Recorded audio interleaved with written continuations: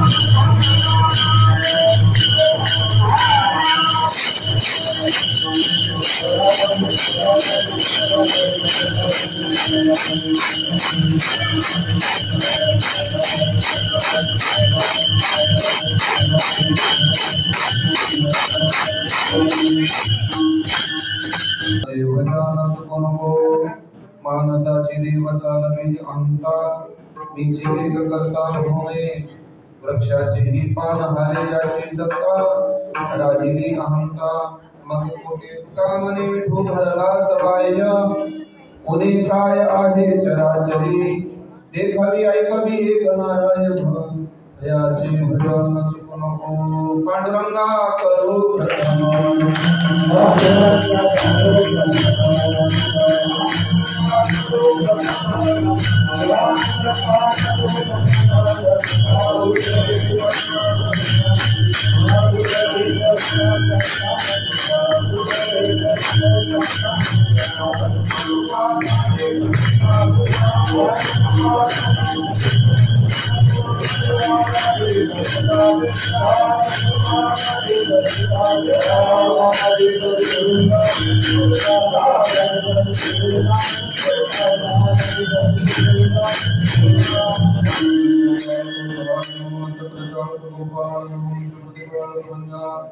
नमो शिव शिवेशा नमो शिवादि विश्वेशा नमो रूपाशद श्यामपका नारायण नमो सकल कर्मोद्भव नमो चित्तशास्त्रभा नमो विष्णु देव नमामि सद्गुरुं शान्तं सच्चिदानन्दविग्रहं पूर्ण ब्रह्म परात्मं ईशानं चाले शरीर कोणाचे सत्य कोण बोलविते हरिवीण देखवी ऐकवी एक नारायण दयाचे भजन सुख नको संकीर्तन श्री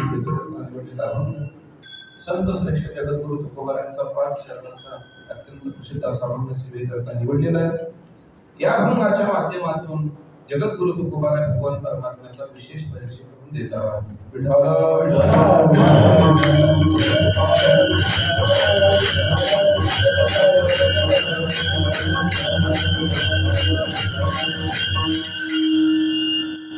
आपल्या औंधगावकर समुदाय मंडळ यांच्या संयोजनातून नियोजनातून आपल्या श्रावण मासाच्या निमित्ताने आळंदीमध्ये 2 दिवसाचा जो कार्यक्रम आयोजित केलेला आहे. वर्ष 13वे. या 13व्या वर्षामध्ये विश्वमाऊली ज्ञानोबारांच्या दरबारामध्ये आपण सर्व भाविक मंडळ त्या ठिकाणी आलेला आहात आणि या ठिकाणी ज्ञानोबारांच्या सानिध्यामध्ये काही परमार्थाचे स्वाध्याय आपण या ठिकाणी करत आहात. प्रथमतः इतक्या दूरवरून आपण आळंदीला आलेला आहात. या नारदाच्या गादीवरती उभा राहून आपणा सर्वांना अगदी अंतःकरणपूर्वक धन्यवाद देतो. असं आहे, घरामध्ये परमार्थ होतो नाही असं नाही. नवरेजी महाराज असं म्हणायचे, घर में भक्ती होती है लेकिन वो बढ़ती नहीं. घरात परमार्थ होतो पण तो कधी वाढत नाही. आणि तीर्थाचं वैशिष्ट्य असं असतं की तीर्थामध्ये केलेला परमार्थ हा सहज परमार्थ दुप्पट फल देऊन जातो. तीर्थीची अपेक्षा स्थळी वाढे धर्म आणि जाणावे ते वर्ग बहुपुण्य. कारण बहुबलीयशी भाविकांची जोडी काळ नाही घडी जात वाया. तीर्थामध्ये एक क्षण सुद्धा आपला वाया जात नाही. तुम्ही प्रत्येक इंद्रियाने इथं परमार्थ घडत असतो. मला करावा लागत नाही, आपोआप घडतो. जसं की तुम्ही इथं रस्त्याने चालू लागला, जात असताना जिथपर्यंत तुम्ही पाहाल तिथपर्यंत तुम्हाला वारकरी किंवा वारकरी साधक अशी बाळगोपाळाच पाहायला मिळते. मंदिरामध्ये गेला तर तिथं वारकरीच पाहायला मिळते. म्हणजे हा डोळ्याने घडणारा परिणाम. कानानं जिथपर्यंत ऐकायला जाईल तिथं तरी कुठेतरी भजन चालू आहे, कुठेतरी पारायण चालू आहे, कुठेतरी हरिपाठ चालू आहे, कुठे काकरा चालू आहे, काहीतरी चालू आहे. काहीतरी करणं, काहीतरी कोणतरी करत असलेलं वारकरी आपल्याला कानावरती पडतं. म्हणजे आपले कान सुद्धा या ठिकाणी वाया जात नाही. बर, तुम्ही ज्या रस्त्याने चालताना, ज्या रस्त्याने तुम्ही चाललेला आहात तिथं कोणतरी भगवत भक्त प्रदक्षिणा करत गेलेला आहे. त्यांची चरण धूळ आपल्या अंगावरती पडते आणि त्याचं महात्म्य सांगताना संत चरणारज लागता सहज वासनेचे विध जळून जाईल. एवढं सामर्थ्य ज्यामध्ये आहे असे चरण त्या पावलावरती आपली पावलं पडतायत. म्हणजे इतका प्रत्येक क्रिया आपली परमार्थ करते. मग आपण सर्वजण मंडळी आहात त्याबद्दल आपल्या सर्वांना अंतःकरणपूर्वक धन्यवाद देतो. असं आहे, या अभंगामध्ये जगद्गुरु तुकोबाराय देवाचा परिचय करून देतात. देवाचा परिचय आपल्याला नाही असं नाही, आपण प्रत्येक जण देवाला ओळखतो. ज्ञानोबाराय म्हणतात, एके मनुष्य जात सकळ स्वभावताची भजनशील. आपण देवाला ओळखतो नाही असं नाही आहे, पण आपण मानलेला देव हा सामान्य रूप आहे. आपल्याला असलेला देवाचा परिचय हा सामान्य रूप आहे. उदाहरणार्थ, माझ्या समोर एक वायर आहे, त्या वायर मध्ये वीज आहे, वीज आहे म्हणून ही वायर घेऊन जर मी अंधार घालवण्याचा प्रयत्न केला तर वीज जाईल का? अंधार जाईल का? अंधार जाणार नाही. पण वीज नाही का? वीज आहे, पण त्या वायरीमध्ये प्रवाहित होऊन आलेली वीज आहे ती सामान्य रूपाने. आणि त्या वायरीला एखादं बल्बाचं उपकरण लावलं जातं ना, त्यावेळेस सामान्य वीज विशेष प्रगट होते आणि ती मात्र अंधार घालत. हे जसं आहे तसं आपल्याला जो देवाचा परिचय तो सामान्य रूपाने आहे आणि सामान्य कोणतंही उपयोगात नसतं, ते विशेष व्हावं लागत असतं, विशेष व्हावं लागत असतं. म्हणून या अभंगामध्ये तुकोबाराय देवाचा विशेष परिचय करून देतात. ऐका, परमार्थ करताना काही गोष्टी आपल्याला कळाल्या पाहिजेत, काही गोष्टी आपल्याला मिळाल्या पाहिजेत, काही कळालेही पाहिजेत आणि मिळालेही पाहिजे. मी काही प्रश्न आपल्याला विचारणार आहे. आम्हाला थोडंसं बोलतं कीर्तन खूप आवडतं. म्हणजे एकतर श्रोते झोपलेले का नाही कशी ऐकतायत ऐका. काही गोष्टी परमार्थ करताना कळाल्या पाहिजेत, काही मिळाल्या पाहिजेत आणि काही कळाल्याही पाहिजेत, काही मिळाल्याही पाहिजे. माझा पहिला प्रश्न आपल्याला असा आहे, देव आपल्याला कळाला पाहिजे का देव आपल्याला मिळाला पाहिजे? देव आपल्याला प्रश्नात प्रश्न. तहानलेला एखादा मनुष्य आहे, तहानलेला मनुष्य पाणी पिण्याकरता मिळालं पाहिजे का पाणी त्याला कळालं पाहिजे? पाणी मिळालं पाहिजे. पाणी पिऊन तहान जाणार नाही. H2O हायड्रोजनचे 2 अणू, ऑक्सिजनचा 1 अणू मिळून पाणी तयार होतं, असं कळून तहान जाणार नाही. तहान जाण्याकरता पाणी त्याला मिळालंच पाहिजे. तसं देव आपल्याला कळाला पाहिजे का देव आपल्याला मिळाला पाहिजे? आवाज कमी झाला. प्रश्नाची शंका निर्माण केली. आपलं उत्तर बरोबर आहे, देव आपल्याला मिळालाच पाहिजे. साहजिकच प्रश्न पुन्हा असा निर्माण होतो, मग देव मिळाला नको का? मग जी गोष्ट मिळणारच नाही, न मिळणाऱ्या गोष्टी करता कोणी प्रयत्न करतं का? त्याच्याकरता एवढी अभ्यास करा, पारायण करा, सत्य करा, वारी करा, माळ घाला, उपवास तपास करा. देव मिळणारच नसेल तर न मिळणाऱ्या देवाकरता कोणी प्रयत्न करतं का? तर त्याचं उत्तर असं आहे, देव आपल्याला कळालाच पाहिजे. मिळाला नको का? उत्तर असं आहे, ज्या क्षणाला देव कळतो त्या क्षणाला देव मिळतो.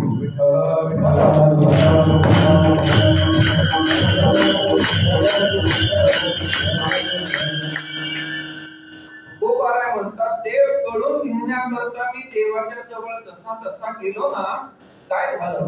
देव पाहावयासी गेलो,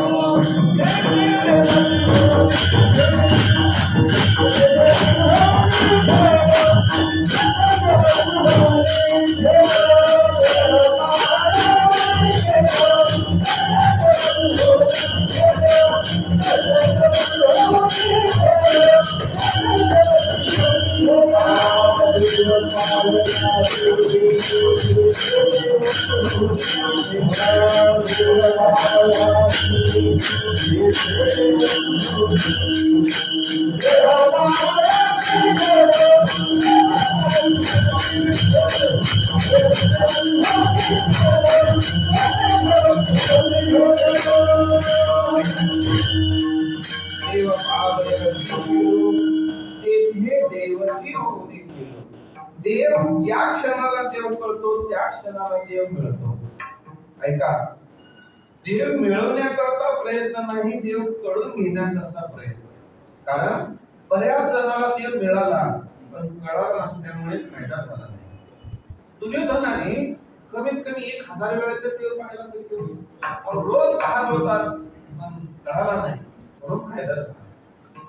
नामदेवराय रोज देवासोबत बोलत होते, भेटत होते आणि देवाला जेवढी घालत होते महाराज, पण त्याच नामदेवरायांना देव कळून घेण्याकरता आमच्या नागनाथला जावं लागतं. देव कळणं महत्वाचं आहे, मिळणं नाही.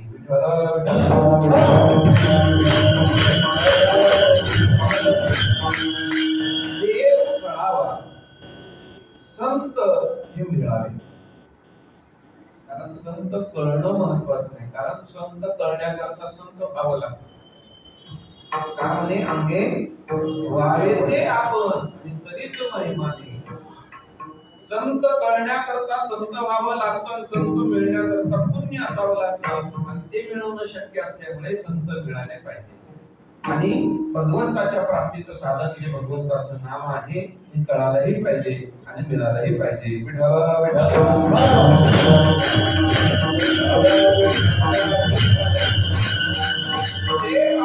कळलं पाहिजे, म्हणून देव कळण्याकरता या अभंगाच्या माध्यमातून आपण थोडासा प्रकाश टाकणार आहोत. पहिल्यांदा देव कोणाला म्हणतात याचा विचार करूया. काय, मोठ्या शहराला जाण्याकरता अनेक वाटा, अनेक मार्ग, अनेक साधन असतात. मुंबईला जायचं म्हटलं तर कितीतरी मार्ग आहेत, कितीतरी वाटा आहेत, कितीतरी साधन आहेत. म्हणून आपण सर्वच वाटेने जात नाही, कुठेतरी एखादी वाट पकडून मुंबईपर्यंत जातो. हे जसं आहे तसं देवाचं वर्णन अनेक शास्त्रकार, तंत्रकार, तत्ववेत्यांनी केलेले आहे. त्याच्यामध्ये यास्काचार्य नावाचे तत्ववेत्ते केले, त्यांनी असं म्हटलेलं आहे, देव कोणाला म्हणावं या 3 गोष्टी त्याच्या जवळ आहेत, त्याला देव म्हणा. दानात, दीपनात, द्योतनात देवहा उच्यते. या 3 गोष्टीने जो युक्त आहे ना त्याला देव म्हणा. विठ्ठला विठ्ठला.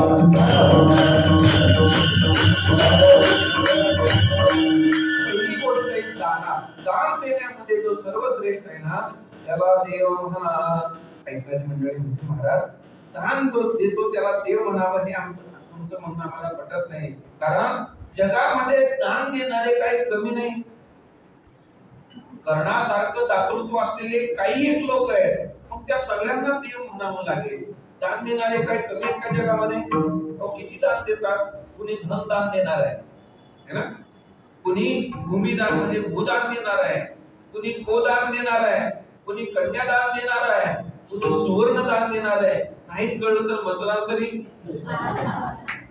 देणारे कमी नाहीये. एवढं देणारे असताना जो दान देतो त्याला देव म्हणा हे आम्हाला तुमचं म्हणणं पटत नाही.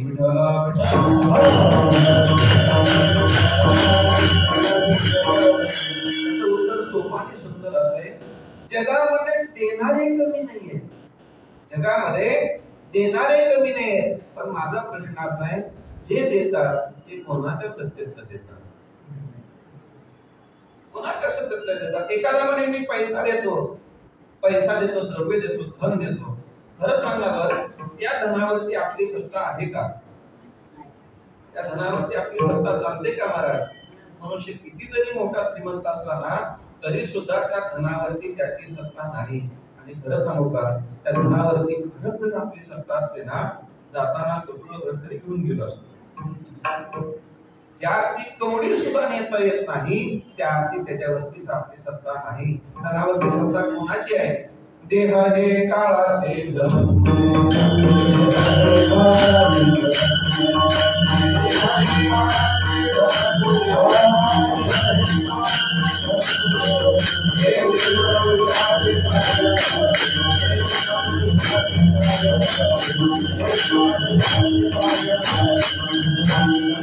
आपली सत्ता नाही, जे देतो ते आपल्या सत्तेतलं नाही. एक फार सुंदर रूपक आलेले रूपक आहे. ऐका, एक राजा होता. राजाला 3 पत्नी होत्या, 2 आवडत्या होते, 1 नावडती होती. राजा स्वर्गवासी झाला. प्रधान तिन्ही राजाजवळ गेला. राणी साहेब, राजा स्वर्गवासी झाला, तुम्ही काय करणार? त्यावेळेस पहिल्या पत्नीने उत्तर दिलं, म्हणजे राजा गेला, म्हणजे हो, मग एवढा मोठा राजकारभार सर्व वैभव कोण पाहणार? मी इथंच थांबणार. प्रधान दुसऱ्या राणीजवळ गेला, राणी साहेब, राजा स्वर्गवासी झालेला आहे, तुम्ही काय करणार? तिने दिलेलं उत्तर थोडंसं गंभीर होतं. म्हणजे राजा गेला, म्हटली हो, आता राजा गेलाय म्हटल्यावर मी दुसरी करणार. पहिला गेलाय म्हटल्यावर मी आता दुसरा नवरा करणार. प्रधान तिसऱ्या राणीजवळ गेला, राणी साहेब, तुम्ही राजाच्या आवडत्या नव्हत्या, पण राजा स्वर्गवासी झालेला आहे, माझं कर्तव्य म्हणून विचारायला आहे, तुम्ही काय करणार? तिने दिलेलं उत्तर फारच महत्वाचं होतं. ती म्हणाली, असं आहे, जरी मी राजाची आवडती नव्हते तर त्याच्या नावाचं मंगळसूत्र आणि कुंकुम होते, त्यामुळे जरी आवडती नसले तरी जिथं राजा गेला मी तिथं जाणार, मी राजाच्या सोबत जाणार. रूपक आहे, रूपक. प्रत्येक जण राजाच्या भूमिकेमध्ये आपल्यालाही या 3 भूमिका समोर येत असतात महाराज. पहिलं उत्तर दिलेलं होतं, राजा गेला की मी इथंच थांबणार. हे सर्व कोण पाहण्याकरता, एवढा विस्तार पाहण्याकरता मी इथंच थांबणार आहे.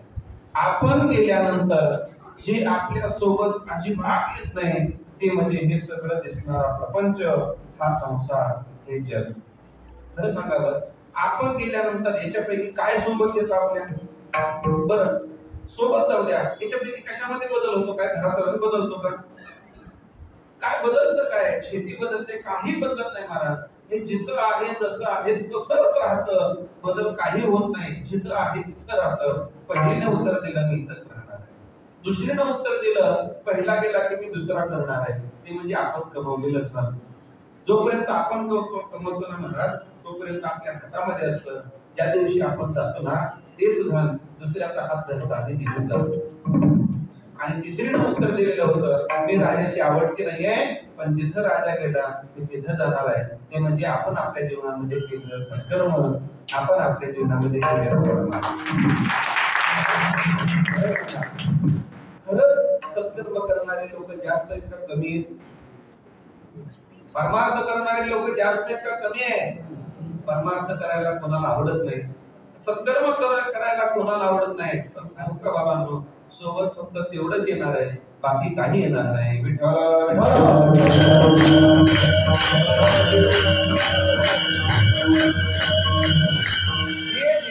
आपल्या सत्तेत नाही. एखादा म्हणेल मी धन देतो ना, त्या धनावरती आपली सत्ता नाही. एखादा म्हणेल मी भूमी देतो, जमीन देतो. खरं सांगा बरं, जमीन काय आपण निर्माण केली का? हा, आपण अभिमान घेत असतो महाराज. सांबाऱ्यावरती नाव टाकून आपण अभिमान घेत असतो. पण खरं असं आहे, त्या जमिनीवरती आपली सत्ता नाही. जे देतो ते त्याच्या सत्तेत नाही आणि त्याच्या सत्तेमुळे देत असल्यामुळे जगामध्ये सर्वश्रेष्ठ दाता तो आहे, तोची एक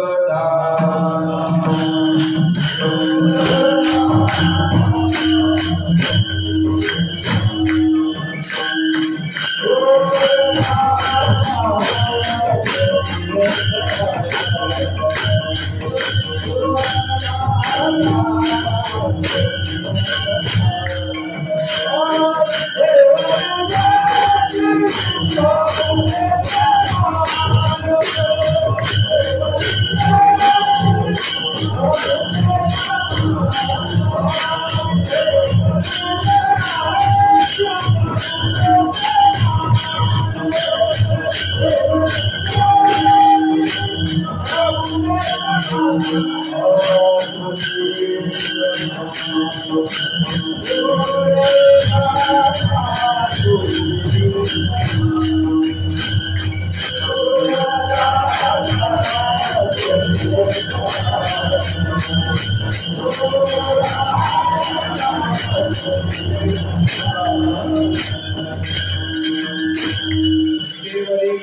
पावले समान तोची एक दान शुभ दाता. जगामध्ये सर्वश्रेष्ठ दाता तो आहे म्हणून त्याला देव म्हणा. दाना पुढे आलेले दीपनाथ सर्वांचं प्रकाशन तो करतो म्हणून त्याला देव म्हणा. जगामध्ये आपल्याला प्रकाश देण्याचं काम चंद्र सूर्य करतात पण त्या चंद्र सूर्यालाही प्रकाश देणारा माझा परमात्मा यदा आदित्यगतम तेजो जगद्भासे तेखिलम यच्चंद्रमसि यच्चानो तत्तेजो विद्यमानकम.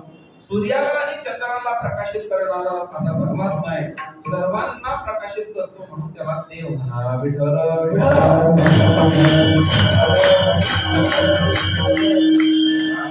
हा देव शब्द त्याचा मूळ धातू सांगितलेला आहे दिव.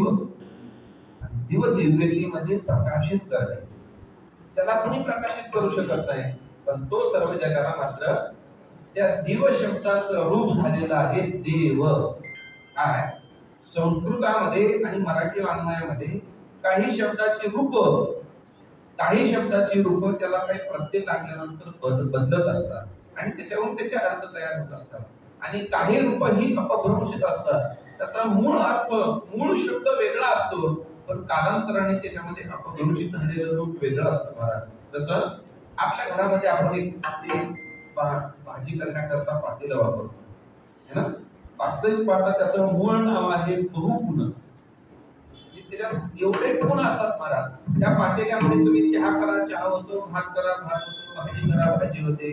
अनेक गुण त्याच्यामध्ये असतात म्हणून त्याचं नाव काय ठेवलेलं आहे बहुगुण. परंतु आपल्याला ते बहुगुण म्हणायचं होतं नाही म्हणून त्याचा आपण रोष केलेला आपण बहुगुण त्याला आपण. किंवा आंघोळ करण्याकरता जे पात्र असतं ना त्याचं खरं नाव आहे गंगाजळ. नाव काय गंगाजळ. हे आंघोळ करताना सर्व पाणी आल्यानंतर श्लोक म्हणायचा आणि सर्व तीर्थांना त्याच्यामध्ये आमंत्रित करायचं आणि केल्यानंतर ते पाणी अंगावरती घ्यायचं असा नियम आहे. त्या पात्राला गंगाजळ म्हणतात महाराज. आपल्याला ते जमलं नाही आपण काय केलं आपण त्याचं गंगाजळ म्हणतात. आपण प्रवशित म्हणतात. मूळ शब्द वेगळा आहे. तसं देव शब्दापासून देव शब्द तयार झालेला आहे. आता ऐका जो दान देतो त्याला देव म्हणा, जो प्रकाशित करतो त्याला देव म्हणा आणि शेवटी आलेले सर्वांचं पोषण करतो म्हणून त्याला देव म्हणा. विठ्ठल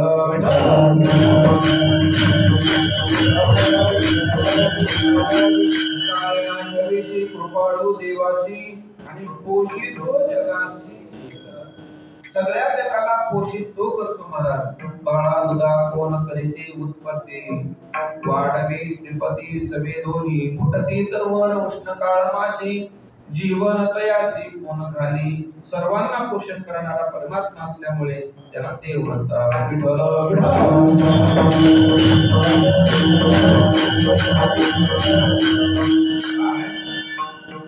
देवाचा विशेष परिचय हा 3 अंगाने होतो. देव कोणाला म्हणतात या शब्दाचा आपण अर्थ पाहिला. आता देवाचा परिचय करत असताना तो 3 अंगाने होत असतो. पहिलं देवाचा परिचयाचा अंग आहे ते म्हणजे ऐश्वर्य, सामर्थ्य आणि स्वरूप. सोपं करून सांगतो म्हणजे आपल्याला लक्षात येईल. पहिला परिचय तो म्हणजे ऐश्वर्य. ऐश्वर्य कशाला म्हणत असतात? एखाद्याकडे बंगला गाडी घोडा पैसा याला ऐश्वर्य म्हणत असतो. शास्त्रामध्ये त्याला ऐश्वर्य म्हणत आहे. शासन कर्तृत्व ऐश्वर्य. एखाद्याचं शासन एखाद्याची सत्ता जेवढी मोठी तेवढं त्याचं ऐश्वर्य मोठं. काय म्हटलं? एखाद्याचं शासन एखाद्याची सत्ता ही जेवढी मोठी तेवढं त्याचं ऐश्वर्य मोठं. पुष्पदंताने त्या भगवान शंकरांचं वर्णन करताना महिमा स्तोत्रामध्ये असं म्हटलेलं आहे तव ऐश्वर्यम यत्तत् जगद उदय रक्षा प्रलय कृत. देवा तुमचं ऐश्वर्य मोठं आहे, तुमचं सत्ता तुमची शासन मोठा आहे म्हणून तुम्ही जगामध्ये मोठे महादेव आहात. आता ऐका काय कार्य ही व्यक्ती करत असते, कार्य त्या व्यक्तीजवळ असलेली सत्ता करत असते. माझं पटतंय का बघा.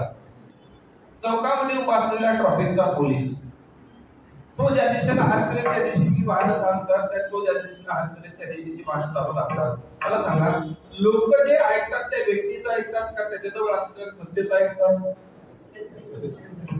लोक व्यक्तीचं ऐकत नाहीत, लोक आपल्या घरी गेल्यानंतर त्याची बायको सुद्धा त्याचं ऐकतात. पण तो जर चौकामध्ये उभा राहिला तर सगळे लोक ऐकतात. व्यक्ती महत्वाचा नाही, कार्य व्यक्ती करत नाही, कार्य त्याच्याजवळ असलेली सत्ता करते.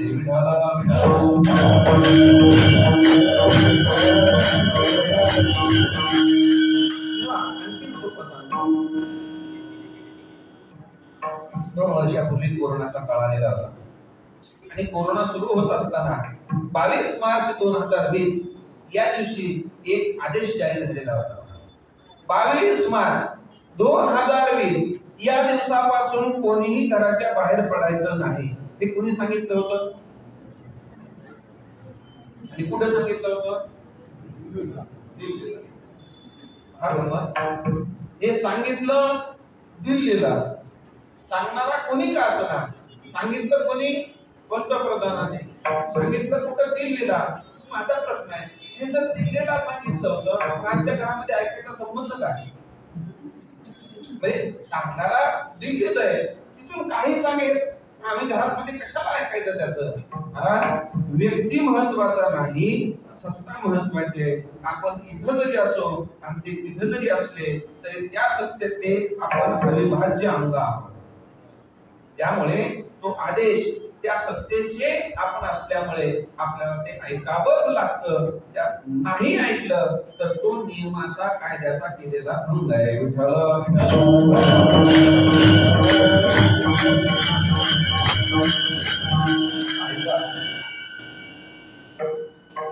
व्यक्ती काम करत असते, त्याची सत्ता काम करत असते तर आपल्याला देवाचे ऐश्वर्य पाहावं लागेल. काय आहे देवाचं ऐश्वर्य?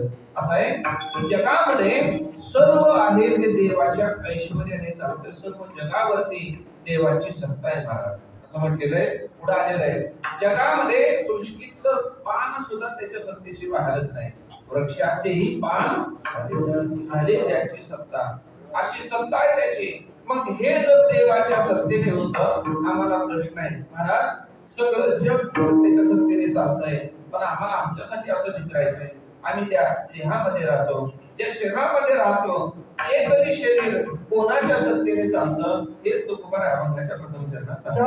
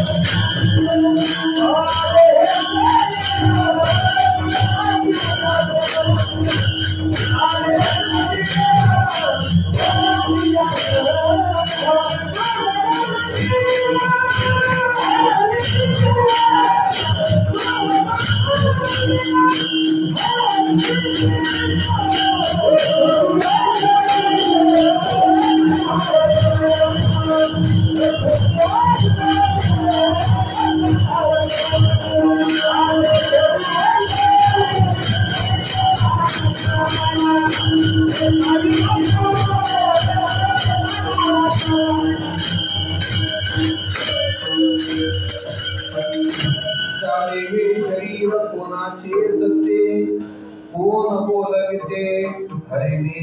हे देवाचं ऐश्वर्य आहे. कारण देवाची सत्ता, देवाचं शासन जसं सर्व जगावरती आहे ना, तसं आपल्या देहावरती सुद्धा त्याची सत्ता आहे. आणि त्याच्या सत्तेने हे सगळं देहाचं चलनवलन चालू आहे महाराज. एखादा म्हणजे महाराज, शरीर तर पायामुळे चालतं, चालतं तर पायामुळेच ना, शरीर चालतं पायामुळे, पण ती चालण्याची चेतना, चालण्याची सत्ता ही सर्व त्याची आहे.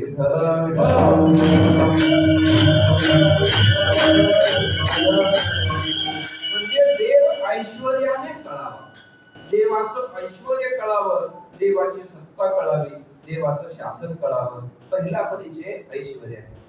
दुसरा परिचय सांगितलेला आहे सामर्थ्याने. देवाचं सामर्थ्य कळावं महाराज. करतो म्हणजे हा करतो असं देवाचं सामर्थ्य आहे. काही युक्तिवाद आपल्या समोर ठेवतो. कसं आहे, विज्ञान असं सांगतं की पृथ्वीवरती 71% पाणी आणि 29% जमीन आहे. 71% पाणी आणि 29% तरी गेल्यानंतर एक प्रयोग करून पहा. एका बादलीवर पाण्यामध्ये एक मातीचा ढिगूळ टाका, काय होतो? बघा, बादलीवर पाण्यामध्ये टाकलेला मातीचा ढेकूळ विरघळून जातो. 71% पाणी म्हणजे बादली एवढं पाणी आणि 29% जमीन म्हणजे ढेकळा एवढे. अजून काय विरघळून गेले? पण कधी विचार केला? विचार आपण विज्ञानाचं डोकं लावतो. पण ऐका, विज्ञानाचा शेवट जिथं होतो ना तिथं अध्यात्माची सुरुवात होते.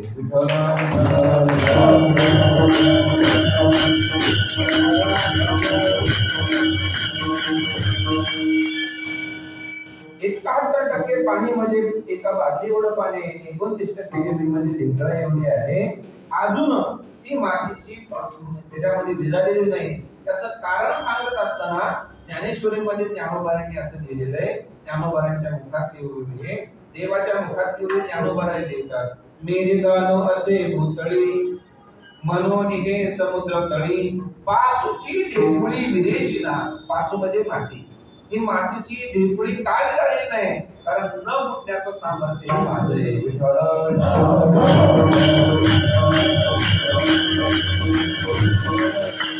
आपण घरामध्ये स्वयंपाकामध्ये काही पदार्थ वापरतो. उदाहरण तेल हा स्थिर पदार्थ आहे. तो तव्यावरती किंवा कढईत उष्णता अग्नीवरती ठेवला तर लवकर जळून जात नाही. हा सगळा महिला भगिनी माता भगिनींचा विषय आहे. तव्यावरती किंवा अग्नीवरती ठेवलेलं तेल लवकर तेल जळून जात नाही. पण जे अग्नीवरती जळून जात नाही असं तेल रोज आपण अन्नधान्याच्या माध्यमातून आपल्या पोटात टाकत असतो. मला कुठे जात असेल? जे अग्नीवरती जळत नाही ते रोज आपल्या पोटामध्ये कुठे जात असेल? मला काय परमात्मा याचं उत्तर देतो. भगवान परमात्मा असं म्हणतो की बाबांनो, खाण्याचं काम तुम्ही करता पण तुम्ही खाल्लेलं पचवण्याचं काम मी करतो. अहं वैश्वानरो भूत्वा प्राणिनां देहमाश्रितं प्राणापान समायुक्त पचामि अन्नं चतुर्विधं. अहं चतुर्विधं अन्नं पचामि. खाता तुम्ही काय? 4 प्रकारचे अन्न आहे. खाता तुम्ही पण पचवतो मी. 4 प्रकारचे म्हणजे पदार्थ अनेक आहेत पण प्रकार 4च आहेत. तुम्ही किती प्रकार करा, प्रकार जरी अनेक असले, पदार्थ जरी अनेक असले, प्रकार 4च आहेत. कोणते कोणते ऐकून किंवा कामाला येतील. कोणते पदार्थ आहेत, कोणते प्रकार आहेत? 4 प्रकार आहेत. चाटायचे, चोखायचे, चावायचे, गिळायचे. तुमचा प्रकार पदार्थ याच्या पलीकडे नाही.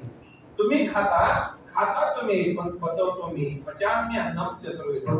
म्हणजे आपल्या पोटामध्ये जठराग्नी आहे आणि तो जठराग्नी भगवान परमात्मा म्हणतो मी आहे आणि म्हणून आपण खाल्लेलं सर्व पचवण्याचं काम देव करतो.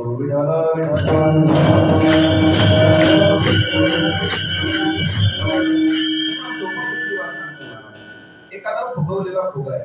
त्या फुग्यामध्ये काय असते? त्यामध्ये काय असते रे?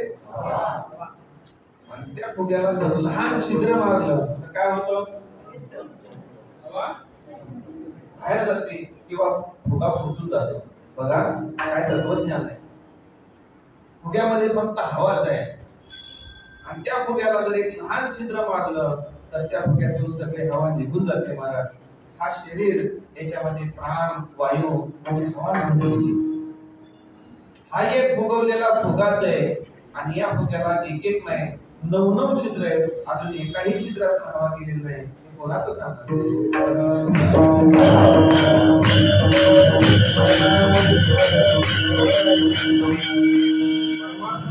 प्राण अपान समायुक्त. प्राण अपान ज्ञान उदार आणि समान. 5 प्राण आपल्या शरीरामध्ये राहतात आणि या सर्व प्राणांचं जनरल परमात्मा मी करतो. म्हणून आपण श्वास घेतो. महाराज, या श्वासावरती सुद्धा प्रत्येक श्वास देवाच्या सत्तेमुळे त्याच्या सामर्थ्याने चालू आहे.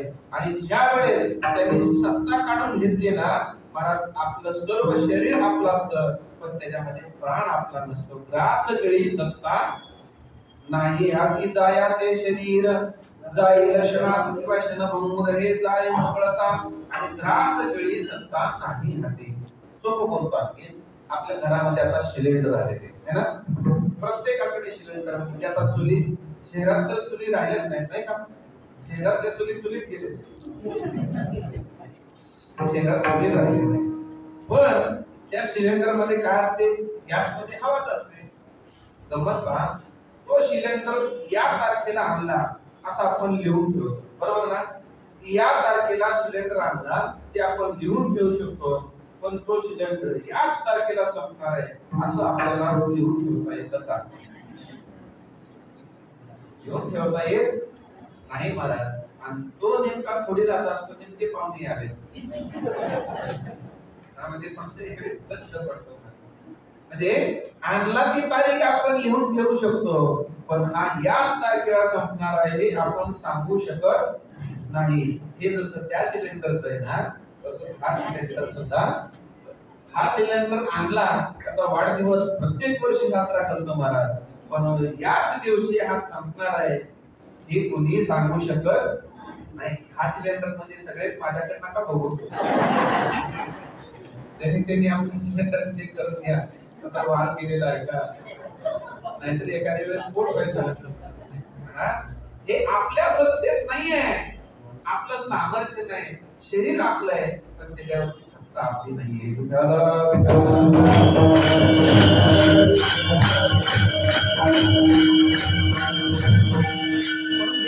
सामर्थ्याने परिचय झाला पाहिजे. काय सामर्थ्य?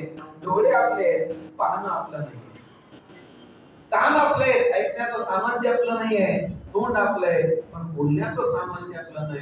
पण हे पाहणं, ऐकणं, बोलणं हे कोण करतो? कोणाच्या सामर्थ्याने चालतं? अभंगाचं दुसरं चरण.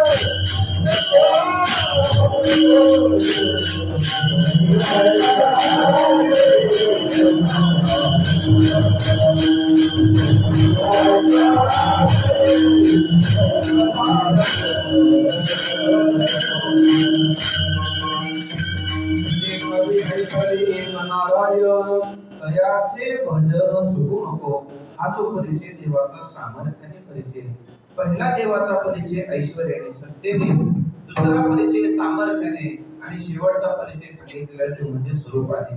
देव स्वरूपाने कळावा. काय देवाचं स्वरूप? काय देवाचं स्वरूप असं आहे, प्रत्येक कणाकणामध्ये, चराचरामध्ये तो परमात्मा व्यापून घडलेला आहे. हे देवाचं स्वरूप आहे. विठ्ठला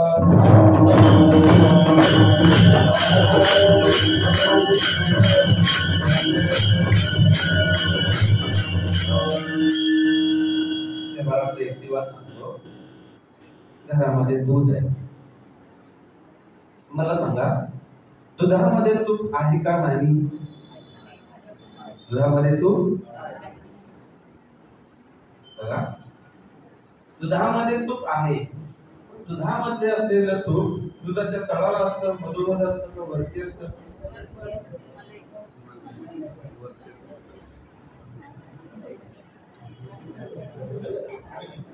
एवढा नका विचारतो.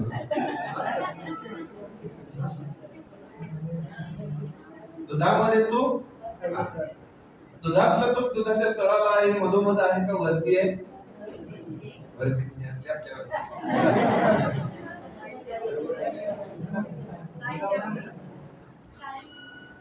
आता मी सांगतो काय काय. दुधामध्ये तूप आहेच, दुधामध्ये तूप आहेच, दुधाच्या तळाला आहे, मधोमध आहे का वरती आहे? मला असं म्हणायचंय दुधाच्या कणाकणात, दुधाच्या पण ते तुम्हाला तसं नाही. कणाकणात तूप आहे हे खरं आहे, पण तुम्हाला जर ते मिळवायचं असेल ना काहीतरी प्रक्रियाच करावी लागेल है ना. आता ऐका, जगामध्ये कणाकणात परमात्मा भरलेला आहे, पण तो जर तुम्हाला विशेष रूपाने मिळवायचा असेल ना काहीतरी प्रक्रियाच करावी लागेल. मग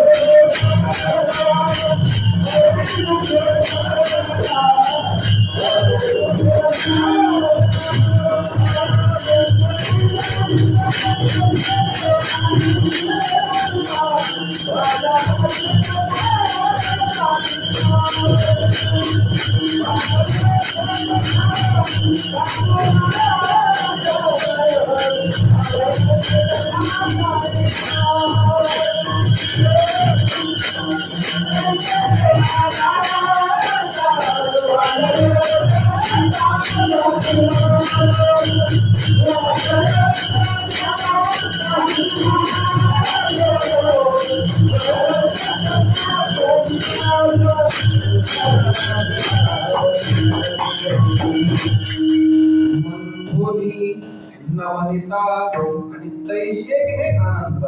म्हणजे दुधामध्ये असलेलं तूप मिळवायचं असेल तर त्याचं मंथनच करावं लागतं. आता ऐका, दुधातलं तूप मिळवण्यासाठी त्याच्यावरती प्रक्रिया आहे ती म्हणजे मंथनाची. म्हणजे त्याचं घुसळण केलं, दह्याचं घुसळण केलं तर ऐका, दुधामध्ये सामान्य रूपाने व्याप्त असलेलं तूप ते आम्हाला विशेष मिळवायचं असेल तर त्याच्यावरती प्रक्रिया आहे घुसळण म्हणजे मंथन करण्याची. तसं जगातला परमात्मा सामान्य रूपाने व्याप्त आहे, तो जर आम्हाला विशेष मिळवायचा असेल तर इथं कोणतं मंथन केलं पाहिजे? तुकोबाराया त्या मंथनाचं नाव सांगतात तयाचे भजन सुचू. इथं मंथन कोणतं, इथं कोणतं घुसळण करायचंय? दुसरं कोणतंही नाही, देवाचं भजन हेच घुसळण आहे, हेच मंथन आहे. म्हणून आपण सर्वजण मिळून त्या देवाचं मंथन म्हणजे देवाचं चिंतन करूया.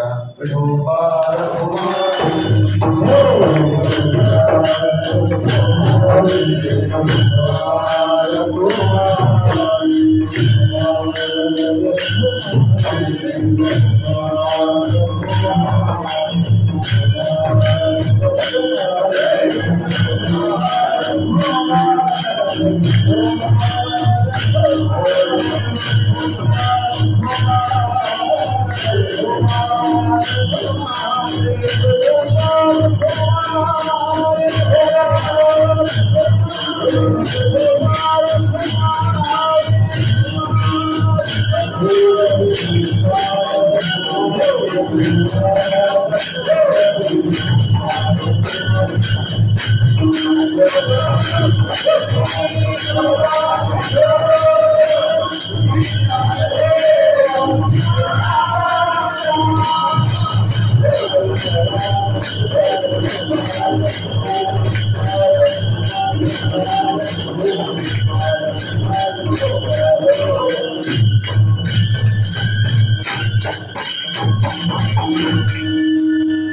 देखवी ऐकवी एक नारायण तयाचे भजन सुख नको.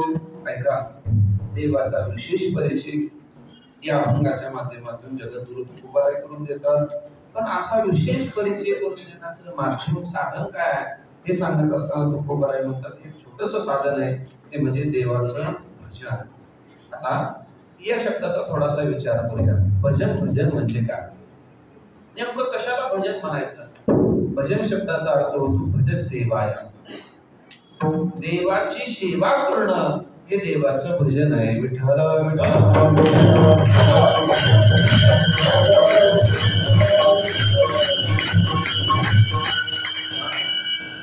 प्रारब्ध वशामध्ये आपल्या वाट्याला आलेलं प्रत्येक कर्म, ते जर कर्म आपण देवाची सेवा म्हणून केली तरी सुद्धा ते भजन होतं.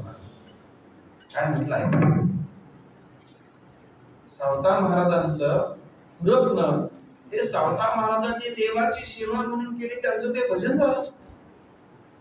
गाडगी मडकी घडवणं हे गुरोबा काकाने देवाची सेवा म्हणून केली, ते त्यांचं भजन झालं. शेला विणणं हे कबीर महाराजांनी देवाची सेवा म्हणून केली, त्यांचं ते भजन झालं. दळण करणं ही माझ्या जनामाईने देवाची सेवा म्हणून केली, तिचं ते भजन झालं. मला नामयाची जनी कोणतीचा भाव आणि जेवी पंढरीला येस. काय आपण जे जे करतो म्हणून ही वारकरी संप्रदायाची विशेषता आहे. इथं कोणी मोठा नाही, कोणी छोटा नाही. मला इथं या गादीवरती उभं राहून कंबर बांधून कीर्तन करणं हेही देवाची सेवा आहे, आणि कोपऱ्यामध्ये बसून कीर्तन ऐकणं ही देवाची. कीर्तनकाराला जे फळ आहे तुझ्या भिन्नता किंवा ह्याच्यात भेदभाव करण्याचं कारण नाही. मला काय क्रिया पाहू नका, क्रियेच्या पाठीमागचा भाव पाहायला पाहिजे. बऱ्याच वेळेला क्रिया सारख्या असतात पण पाठीमागचा भाव पाहावा लागत असतो. जसं एखादा दरोडेखोर एखाद्या घरमालकाचा खून करतो, खून करण्याकरता त्याचं पोट फाडतो. घर मालकाचा खून करताना त्याने पोट फाडलं आणि दवाखान्यामध्ये डॉक्टरकडे गेल्यानंतर ऑपरेशन करण्यासाठी डॉक्टरने पोट फाडलं. दोघांची क्रिया कशी आहे? दोघांची क्रिया सारखीच आहे, पण दोघांच्या क्रियेपाठीमागचा भाव वेगळा आहे ना. एकाला मारायचं असतं आणि एकाला वाचवायचं असतं, तारायचं असतं. नाहीच कळलं तर आणखी सोपं सांगू का? आणखी सोपं सांगतो. आई तोंडावर हात फिरवते आणि सलून मध्ये न्हावी सुद्धा तोंडावर हात फिरवते. दोघांची क्रिया सारखीच आहे, पण क्रिये पाठीमागचा भाव भिन्न आहे.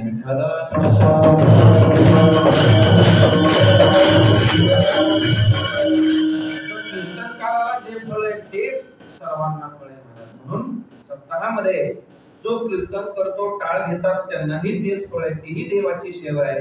नाही तर इथं अन्नदान करणारा, इथं देणगी देणारा, इथं सर्व जे काय करणारा, मी तर असं म्हणत असतो इथं झाडून करणारा सुद्धा ही देवाची सेवा आहे. आणि सेवा हे देवाचं भजन आहे. म्हणून त्याने केलेली सेवा झाडून काढणं हे सुद्धा देवाचं भजन असेल.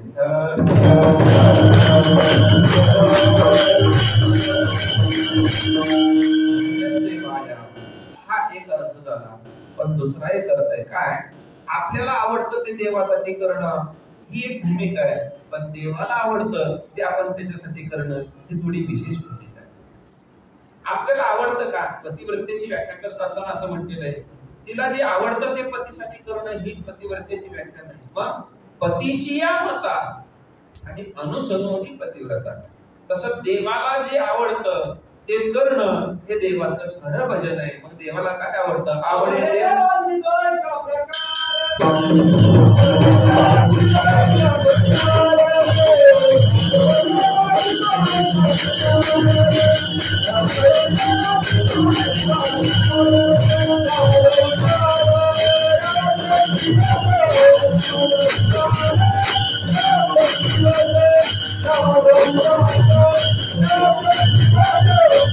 आवडी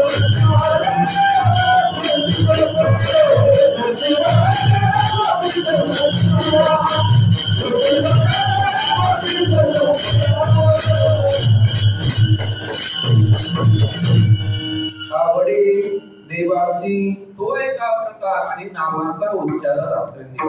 खरं भजन कोणतं आहे जे देवाला आवडतं आणि देवाला आवडणारं भजन म्हणजे देवाचं नामचिंतन करणं, देवाचं नामस्मरण करणं हे देवाचं खरं भजन आहे. आता ऐका काय देवाचं भजन करणं आम्हाला शक्य आहे का?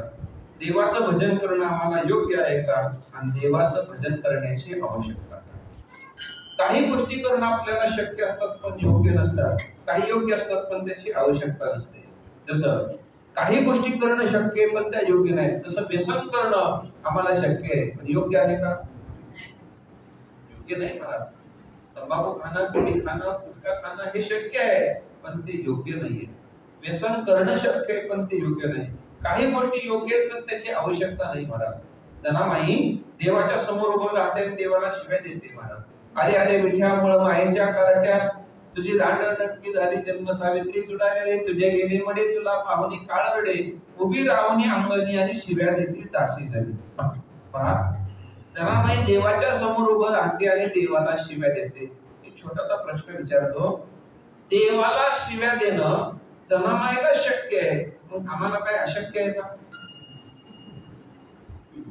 आम्हाला देता येणार नाहीत का? उलट त्यांच्यापेक्षाही शेल भांडण लागल्यावर कुठून आठवतात महाराज, हरिपाठ आठवत नाही पण शिव्या आठवतात.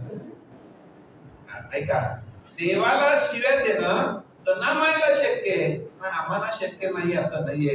मी तर आणखी पुढे जाऊन असं म्हणेन, जनामाई शिव्या देते ना तसं देवालाही आपण शिव्या देऊ शकतो. जनामाई सारख्या देवालाही तुम्ही शिव्या देऊ शकता पण अगोदर जनामाई बना.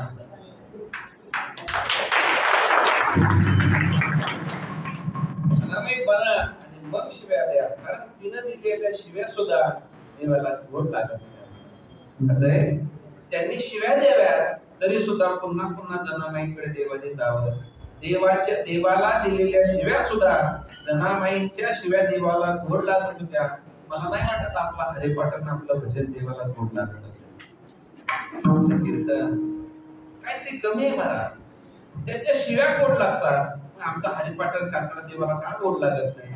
काहीतरी कमी पडतंय महाराज. असं आहे वर्म कुठंतरी कमी पडतंय, वर्म चुकतंय काय? आपण आपला परमात्मा कोणता घेतोय ह्याच्यावरती अवलंबून असतो.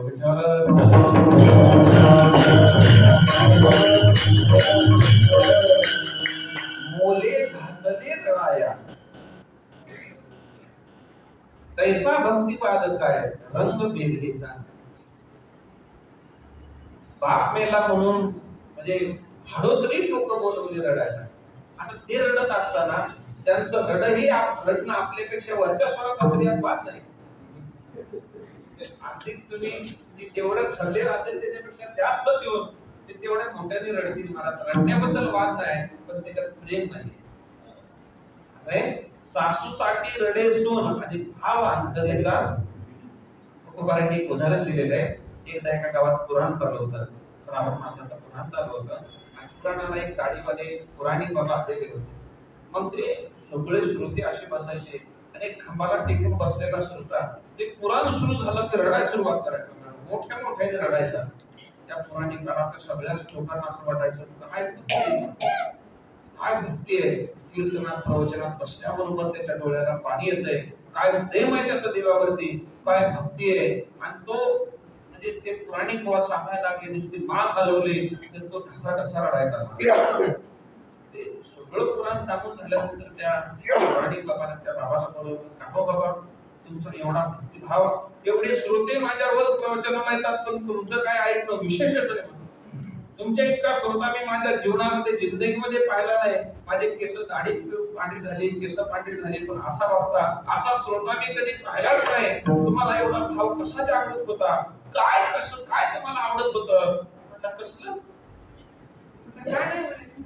अहो तुम्ही रडत होता, तुम्ही काय होतं म्हणे तुम्ही ज्यावेळेस पुराण सांगायचे आणि पुराण सांगत असताना तुमची मान हलत होती आणि तुमची मान हलली की तुमची दाढी हलत होती आणि तुमची दाढी हलली की मला माझ्या कोकणाची आठवण येत देखोनी पुराणिकाची दाढी रडे पुंदेर चरपडी आणि तैसा भक्तिवाद काय आणि प्रेम खरे दिसे जना आणि भिन्न अंतरी भावना विठ्ठल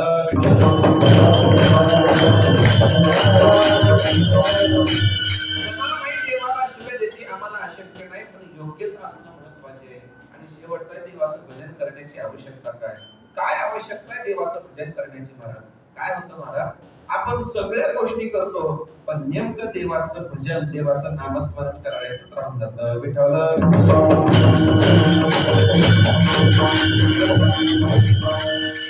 आपल्या बाळाला सकाळी लवकर उठवते महाराज त्याला आंघोळ घालते गणपावर करते त्याला कपडे घालते त्याला सोनं नाणं घालते आणि सर्व घातल्यानंतर परत त्याला झोपवते थोड्या वेळाने परत त्याला उठवते परत त्याला गन पावडर करते परत त्याला आंघोळ घालते चांगले कपडे घालते दागिने घालते थोड्या वेळाने परत झोपवते थोड्या वेळाने परत उठवते परत त्याला कपडे घालते परत त्याला गन पावडर चांगले करते परत दागिने घालते परत झोपवते पण दिवसभर हे करण्यामध्ये नेमकं त्याला पाळायचंच विसरते आता मला सांगा त्या लहान बाळाला की बाकीचं करणं काय गरजेचं आहे का त्याच्या दृष्टीने काय महत्वाचं आहे त्याच्या दृष्टीने फक्त आईचं दूध महत्वाचं आहे बाकीचं काही महत्वाचं नाही बाकीचं गन पावडर करणं म्हणजे हा सर्व वरपंग आहे बाळाच्या दृष्टीने वरपंग आहे तसं ऐका आपण आपल्या जीवनामध्ये बाकीचं सगळं करणं हा सर्व वरपंग आहे जर आपल्या जीवनामध्ये देवाचं नामस्मरण करत येत नसेल आपल्या जीवनामध्ये देवाचं भजन होत नसेल ना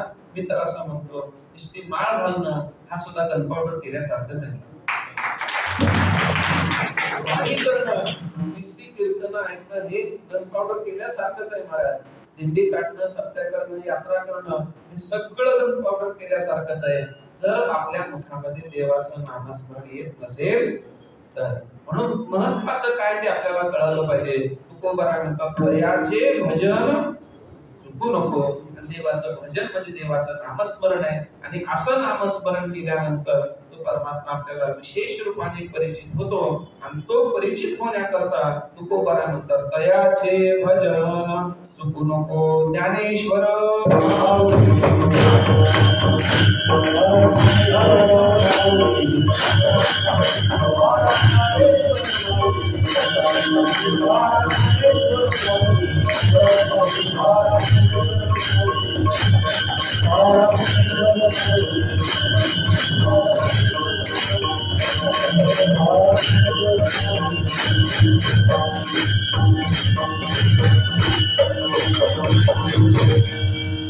मनुष्य जीवन हे उत्पत्ती सारखे उत्पत्ती पेटवली की हळूहळू जळत जाते शेवटी एक चिमटभर राख खाली राहते बाकी काहीच राहत नाही उत्पत्ती पेटवल्यानंतर जळत जाते शेवटी एक चिमटभर राख खाली राहते बाकी काहीच राहत नाही पण जोपर्यंत जळते ना ती स्वतः जळते पण अनेकांना सुगंध देते आणि परिसर आनंदित करून जाते आपलं जीवन सुद्धा उत्पत्ती सारखं आहे आपण सुद्धा जळल्यानंतर आपली 3 चिमट्या राखच होणार आहे पण जगत असताना असं जगावं की आपल्या जगण्याने अनेकांच्या जीवनामध्ये सुगंध आणि अनेकांच्या जीवनामध्ये आनंद निर्माण झाला पाहिजे एका मरणेची सरी उत्तमची गुणे आपलं करणं आपलं वागणं असावं महाराज की ज्या वागण्याने अनेकांच्या जीवनामध्ये प्रेरणा मिळेल एक वाक्य बोलताना म्हणतो मला सांगा उत्पत्ती पेटवली की जळून संपणार आहे उत्पत्ती पेटवली की जळून संपणार आहे माझ्या प्रश्नाचं उत्तर द्या त्या उत्पत्तीच्या जळण्याचं सार्थक पण ती उत्पत्ती देवापुढे जळवली तर तिथं जळणं सार्थक वाटतं पण प्रेतापुढे जळवली तर तिथं जळणं सार्थक वाटतं बरोबर ना ती उत्पत्ती देवापुढे जळाली ना तर तिथं जळणं सार्थक वाटतं ती उत्पत्ती प्रेतापुढे जळाली तर तिथं जळणं सार्थक वाटत नाही तसं ही शरीर नावाची उत्पत्ती संसार नावाच्या प्रेतापुढे कितीही जळा ही शरीर नावाची उत्पत्ती संसार नावाच्या प्रेतापुढे कितीही जळा त्याला काही किंमत नाही ही उत्पत्ती देव देश आणि धर्माकरता झाला, तेव्हाच या शरीराला खरी किंमत आहे. इतिहास त्यांनी ही आपली शरीर नावाची उत्पत्ती देशाकरता झाली. भगतसिंग, सुखदेव, राजगुरू महाराज त्यांनी आपल्या संसार त्यांना काय घरदार प्रपंच नव्हता का महाराज, पण त्याचा विचार केला नाही, देशासाठी फासावरती गेले महाराज. म्हणून आजही त्यांची कीर्ती आम्हाला प्रेरणा देते महाराज. भगतसिंग, सुखदेव, राजगुरू देशाकरता फासावरती गेले, पण आजही त्यांचं नाव तारुण्य आपलं रक्त सळसळ करायला लागतं महाराज. ते धर्माकरता गेले छत्रपती शिवाजी महाराज, धर्मवीर संभाजी महाराज. असं आहे, फार मोठे अत्याचार केले. आपण आपल्यापासून एक 10 किलोमीटर वरती सोलापूर नावाचं गाव आहे, इथून फक्त क्रांतीपासून आणि शेवटचं जे केलं, शेवटचा श्वास त्या ठिकाणी घेतला. म्हणजे औरंगाबाद जे पाणी तिथं ठेवलं होतं.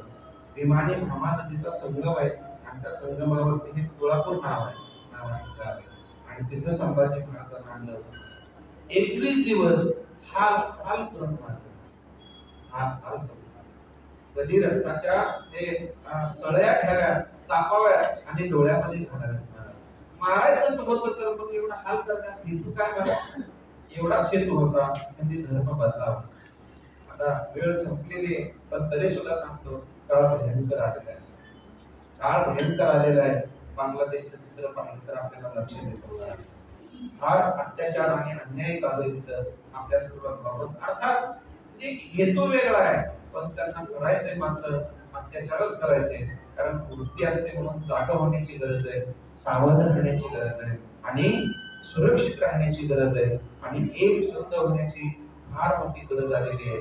आणि म्हणून आपण कुठेतरी सावध झालं पाहिजे. धर्माकरता गेले त्यांची कीर्ती प्रेरणा देते महाराज. आणि देश देवा करता गेलेले ज्ञानोबा तुकोबा 750 वर्ष झाले ज्ञानोबा, 350 वर्ष झाले तुकोबा, तरीही त्यांची कीर्ती आम्हाला प्रेरणा देते. याचा अर्थ असा आहे की ही देह आपण देव देश आणि धर्माकरता खर्च करा, याची खरी किंमत आहे. म्हणून आजच्या सेवेच्या माध्यमातून एवढंच आपण ध्यानात घ्यायचंय. ज्ञानोबांच्या चरणाजवळ आलेलो, ज्ञानोबांनी आपल्यावरती कृपा करावी, यासाठी काय करावं? ज्ञानोबांच्या वचनाप्रमाणे आपण आपलं जीवन बनवावं आणि त्या जीवन बनवण्यामध्ये खरी सार्थकता आहे, खरी ती कर्तव्यता आहे. एवढा भाव या चिंतन सेवेच्या माध्यमातून आपल्या समोर ठेवतो. माझ्या वाजेला पूर्ण विराम देतो. आजची ही सेवा आपल्या सर्व भक्त मंडळी, गाव या भक्त मंडळींच्या माध्यमातून तो कार्यक्रम या ठिकाणी आयोजित केलेला होता. श्रीभक्तीपरायण संतोष महाराज आपण या सर्व गोष्टींचे नियोजन केलेलं आहे आणि आपल्याला सहकार्य करणारे आपले सर्व परमार्थ प्रेमी सर्व मंडळी या ठिकाणी आलेले आणि हे ज्ञानोबांच्या दरबारामध्ये हा परमार्थाचा आनंद लुटत आहात. धन्य जगी पोची एक अभेद. संसारामध्ये कितीही दिवस जरी कष्ट केले तर धन्य म्हणावं असं तिथं काहीच नाही. पण धन्य होणारं जीवन म्हणजे हेच आहे, परमार्थाचं जीवन आहे महाराज. हे बाळ गोपाळ टाकल्यानंतर आपल्याला लक्षात येतं या वयामध्ये आपण काय करत होतो. जरा मागं पाण्याची गरज आहे, भावलोकन करण्याची गरज आहे. ते या वयामध्ये देवाच्या कथा कीर्तनामध्ये खरोखर ते भाग्यवान आहेत महाराज. म्हणून संस्काराची फार नितांत गरज आहे. संस्कार वाया जात नाही. मी तर असं म्हणतो, आपल्या मुलांना प्रॉपर्टी नाही देता आली काही फरक पडत नाही. आपल्यालाही आपल्या बापदादांनी दिलेली होती, आपण आपल्या हिमतीवरती कमावली, तसं तेही कमावतील महाराज. असं आहे, ज्याने जो दिली तो दानाने देईल महाराज. प्रॉपर्टी नाही देता आली काही फरक पडणार नाही. थोडस आणखी वाईट वाटेल पण बोलतो, एक वेळ मुलांना फार शिक्षण देता आलं ना, नाही देता आलं काही बिघडणार नाही. पण आपल्या मुलांना संस्कार द्यायला विसरू नका. संस्कार ही काळाची गरज आहे. संस्कार वाया जात नाहीत महाराज. आम्ही वारकरी शिक्षण संस्थेचे सर्व विद्यार्थ्यांच्या पाठांतराच्या परीक्षा घेतो. शेवटचं बोलपाने थांबतो. संस्थेमध्ये गाथा ज्ञानेश्वरीच्या पाठांतराच्या परीक्षा घेतो. आता आजचे कीर्तन केशव म्हणजे लहान बंधू त्यांचं होतं, त्यांनी ज्ञानेश्वरी पाठ केली, आम्ही गाथा पाठ केला. तर आम्ही संस्थेमध्ये गाथा ज्ञानेश्वरी गीतेच्या पाठांतराच्या परीक्षा घेतो. आपल्याला आश्चर्य वाटेल, या वर्षी आम्ही जी परीक्षा घेतली होती त्या परीक्षेमध्ये एक 9 वर्षाचा मुलगा आला होता आणि त्या 9 वर्षाच्या 4थीच्या मुलाने संपूर्ण ज्ञानेश्वरी पाठ केलेली.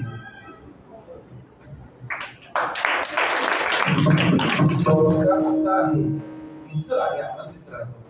9 वर्षाचं वय होतं मनात आणि ज्यावेळी त्याची परीक्षा घेतली सर्व आश्चर्यचकित झाले. आपल्या पत्रिकेवरती त्यांचं नाव आहे हरिभक्तीपरायण गुरुवरे शांतीब्रह्म पुणेकर बाबा. बाबांच्या हस्ते त्यांचा सत्कार केला आणि संस्थेचे अध्यक्ष गुरुवरे संदीपान महाराज यांनी त्यांच्या आई वडिलांचाही सत्कार केला आणि त्यांच्या आई वडिलांना जवळ बोलवलं आणि आईला प्रश्न विचारला की एवढं त्या लहान वयामध्ये 4थ्या वर्गामध्ये असताना 9 वर्षाचा असताना ही ज्ञानेश्वरी पाठ त्यांनी केलीच कशी काय असं तुम्ही त्याला दिलं. त्यावेळेस त्याच्या आईने दिलेलं उत्तर फार महत्वाचं आहे. त्याच्या आईने सांगितलं की बाबा हा 4थ्या वर्षामध्ये ज्ञानेश्वरी पाठ करतो त्याचं कारण आहे तो ज्यावेळेस माझ्या पोटामध्ये होता ना त्यावेळेस मी ज्ञानेश्वरीची 108 पारायण केली. आईने दिलेलं उत्तर आहे की आई इथं आहे ते दोघं पती पत्नी माळा बनवतात आणि माळावरती आपला घर चालवतात. पण काय तुम्ही कुठे आहात याला महत्व नाही, काय करता याला महत्व नाही. आपली पिढी संस्कार घडवणं ही काळाची गरज आहे. आई पोटामध्ये असताना जे संस्कार करते त्याचा परिणाम मुलगा बाहेर आल्यानंतर होतो. त्याचा अर्थ कसा आहे संस्काराची गरज आहे. हे संस्कार ज्ञानोबाराय का घडले. आई वडिलांनी असं म्हटलेलं आहे. एक वाक्य सांगतो ज्ञानोबारायांबद्दल आढळून आलेलं आहे म्हणून. ज्ञानोबाराय आज का जन्म घेत नाही असा एका तत्ववेत्याने प्रश्न विचारला की ज्ञानोबाराय आज परत काय येत नाहीत. आज गरज आहे ज्ञानोबाराय येण्याची. काय जन्माला येत नाही काय जन्माला येत नाही. त्यावेळेस त्याने दिलेलं त्या तत्ववेत्याने दिलेलं उत्तर महत्वाचं आहे. त्याने सांगितलं की लग्न झालेलं असताना आपल्याला संन्यास घ्यावा असे वैराग्याचे डोळे होणार आहेत.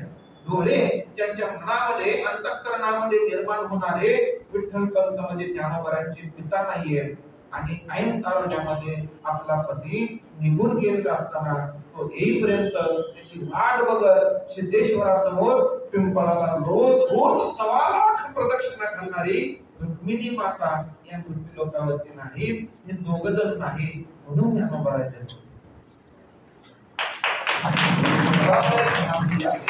आपल्यावरती काळाची गरज आहे. म्हणून हे संस्कार घडणं महत्वाचं असल्यामुळे तो भाग मी आपल्या समोर ठेवलेला आहे. झालेली शिवाय ज्ञानोबाराय तुकोबाराय पंढरीशी पांडुरंग परमात्मा आपण सर्व परमात्मा तरी मी स्नेही मंडळींच्या चरणी सेवा समर्पित करतो. वाणीला पूर्ण विनंती देतो. विठ्ठल जय